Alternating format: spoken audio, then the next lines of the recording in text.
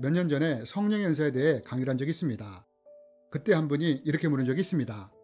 목사님, 우리 교회 목사님은 성령의 은사가 더 이상 나타나지 않는다고 하는데 이걸 어떻게 이해해야 하죠? 라고 말입니다.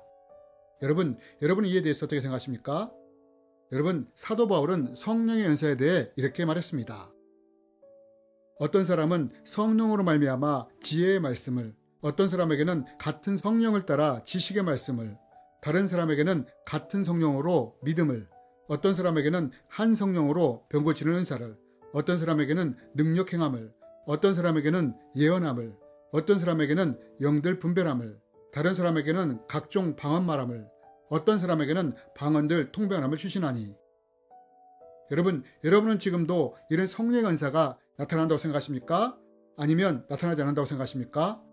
그래서 이번 시간에는 성령의 능력과 은사가 어떨 때 묶일 수 있고 또 풀릴 수 있는지에 대해 함께 나누기 원합니다. 그렇다면 여러분, 성령의 능력과 은사는 언제 풀릴 수 있고 언제 묶일 수 있을까요? 여러분, 저는 오래전에 이런 경험을 한 적이 있습니다. 그것이 무엇이냐? 청년 시절 때 고 하영주 목사님이 목회하시던 온누리교회를 다녔습니다. 당시 하영주 목사님의 목회의 핵심은 많은 사람들이 알다시피 1:1 제자 영역과 큐티였습니다. 이것이 하 목사님의 목회적 기반이었습니다. 그런데 어느 주일날 목사님이 이렇게 설교하시는 것이었습니다. 이제 온누리교회는 성령의 역사와 능력에 의지하여 목회할 것이라고요. 그러면서 온누리교회는 성령을 의지하는 사도행전적 교회를 꿈꾸는 교회가 될 것이라고 선포하시는 것이었습니다. 저는 당시 신학생이었는데 목사님이 이렇게 목회 비전을 선포했을 때 그 교회에 있었습니다. 그리고 하 목사님이 이렇게 목회 비전을 선포한 후에 그 교회에 어떤 일이 일어난지를 보게 되었습니다. 교회가 폭발적으로 성장하는 것을 보았을 뿐 아니라 성령의 역사들이 일어나는 것도 보게 되었습니다.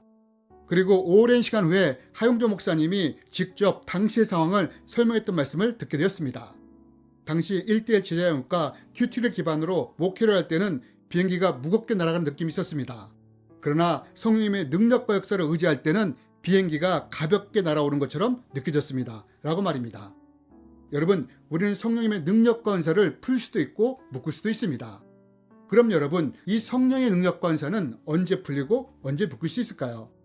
그것은 우리가 성령님의 능력과 은사를 인정하며 받아들일 때 그분의 능력과 은사가 풀릴 수 있습니다. 우리는 이것을 성경에서도 찾아볼 수 있습니다. 여러분, 예수님은 성령의 능력으로 사역하시며 많은 자들을 구원하셨습니다. 그런데 예수님이 딱 한 곳에서는 능력을 행할 수 없었습니다. 그곳이 어디였습니까? 바로 고향이었습니다. 여러분, 예수님이 고향에 가셨는데 고향 사람들이 이 예수님을 받아들이지 않았습니다.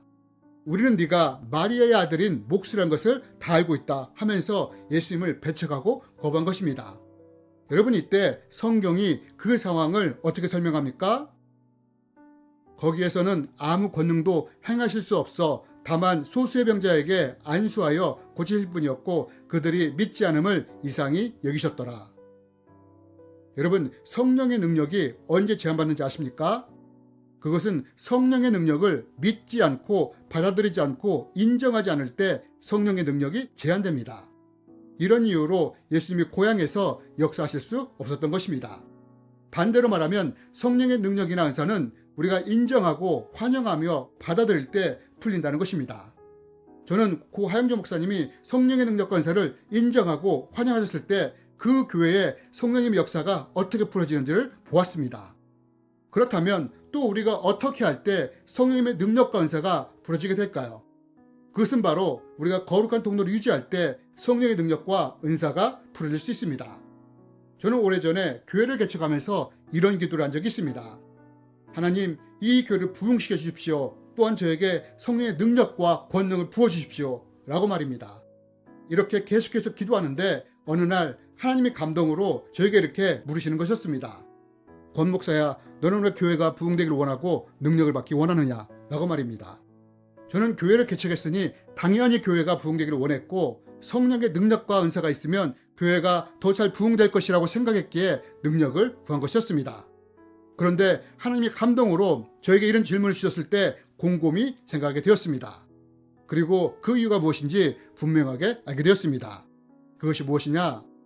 그것은 교회를 빨리 부흥시켜 인정받기를 원했기 때문이었습니다. 그리고 또 한 가지 이유는 교회가 빨리 부흥해서 재정적인 안정을 누리고 싶었던 것입니다. 그러면서 왜 제가 교회 부흥과 능력을 구했는지를 알게 되었습니다. 그리고 이런 제 모습을 보며 하나님께 회개했습니다. 여러분, 어떨 때 성령님의 능력과 은사가 풀어지지 않고 묶이는지 아십니까? 우리가 거룩하지 못할 때입니다. 이렇게 거룩하지 못할 때 성령의 능력과 은사가 풀어질 수 없는 것입니다. 왜냐하면 하나님은 우리의 외모를 보는 것이 아니라 우리의 중심을 보시는 분이기 때문입니다. 그래서 우리가 하나님 앞에 온전치 못하고 거룩하지 못할 때 성령님의 능력과 은사가 풀어지는 것이 제한되는 것입니다. 그리고 저는 몇 년 전에 이런 얘기를 들은 적도 있습니다. 교회에 한 청년이 귀신이 들렸답니다. 그래서 부모님이 목사님께 도움을 요청했답니다. 그 당시 집사였던 자기와 목사님이 함께 그 청년 집에 갔답니다. 그리고 목사님은 청년에게 들어있던 귀신에게 이렇게 선포했답니다. 예수 이름으로 명하노니 청년 안에 있는 악한 영은 떠나갈지어다 라고 말입니다. 그런데 여러분, 이때 귀신이 뭐라고 한지 아십니까? 야, 그것도 칼이냐? 네 집에 나가서 그 칼로 사과나 깎아 먹어라 라며 비웃더랍니다. 결국 도망치듯 그곳을 나올 수밖에 없었다고 합니다. 여러분, 우리가 이렇게 거룩하지 못할 때 귀신도 비웃는 것입니다. 여러분, 어떨 때 성령의 능력과 은사가 제한받을 수 있느냐? 우리가 거룩하지 못할 때 성령님의 능력과 은사가 제한받을 수 있습니다. 그래서 우리가 성령의 능력과 은사를 사모한다면 우리는 하나님 앞에서 늘 거룩성을 유지해야 합니다. 왜냐하면 거룩하신 성령님은 거룩한 통로를 통해 역사하시기 때문입니다. 그리고 마지막으로 또 어떨 때 성령의 능력과 은사가 묶이거나 풀릴 수 있느냐? 그것은 우리가 어떤 편견이나 선입견을 가질 때 성령의 능력이나 은사가 제어될 수 있습니다. 제가 신학교에 들어갔을 때 일이었습니다. 신학교에서는 말씀이 중요하다면서 성령의 은사에 대해서는 낮게 보는 경향이 있었습니다. 제가 이 생각에 동의하고 마음에 품는 순간 어떤 일이 일어나느냐? 저에게 있던 은사가 더 이상 나타나지 않는 것을 경험했습니다. 물론 무엇보다 말씀이 중요합니다. 그러나 내가 성령의 은사에 대해 편견을 가지는 순간 내 안에 있던 은사가 사라진 것입니다. 반대로 이런 경험을 한 적도 있었습니다. 제가 처음으로 다녔던 모 교회는 은사 중지론을 지지하던 교회였습니다. 초대교회 이후에 은사가 사라졌다고 믿는 교회였습니다. 그런데 제가 나중에 교회로 옮기게 되었는데 그 교회는 은사를 인정하는 교회였습니다. 제가 이 교회에서 어떤 경험을 했느냐?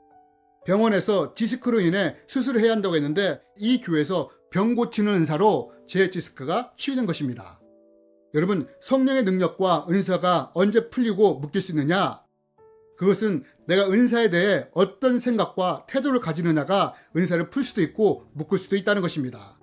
물론 저는 은사 중지론을 믿는 사람을 탓하려고 하는 것은 아닙니다. 왜요? 이분들의 말이 틀린 말이 아니기 때문입니다. 왜냐하면 그렇게 믿는다면 그 믿음대로 되기 때문입니다. 반대로 지속된다고 믿는다면 또한 그 믿음대로 되기 때문입니다. 저는 은사를 인정하지 않는 교회, 인정하는 교회를 다니면서 성령님의 능력과 은사가 어떨 때 묶일 수 있는지 또 어떨 때 풀릴 수 있는지를 보았습니다. 여러분, 성령님의 능력과 은사는 우리가 이것을 믿으며 인정하며 환영할 때, 그리고 우리가 거룩함을 유지하며 편견과 선입견을 가지지 않을 때 풀어지게 되는 것입니다. 그리고 이런 마음과 태도를 가지고 기도할 때 이 기도를 통해서 실제로 역사가 일어나기 시작하는 것입니다. 기도의 분량만큼 성령의 능력과 은사가 풀어지는 것입니다. 여러분, 우리는 이렇게 성령의 능력과 은사를 푸는 사람들이 되었으면 좋겠습니다. 그리고 기도를 통해서 성령의 능력과 은사를 체험해가는 우리가 되었으면 좋겠습니다. 주님의 이름으로 여러분을 축복합니다.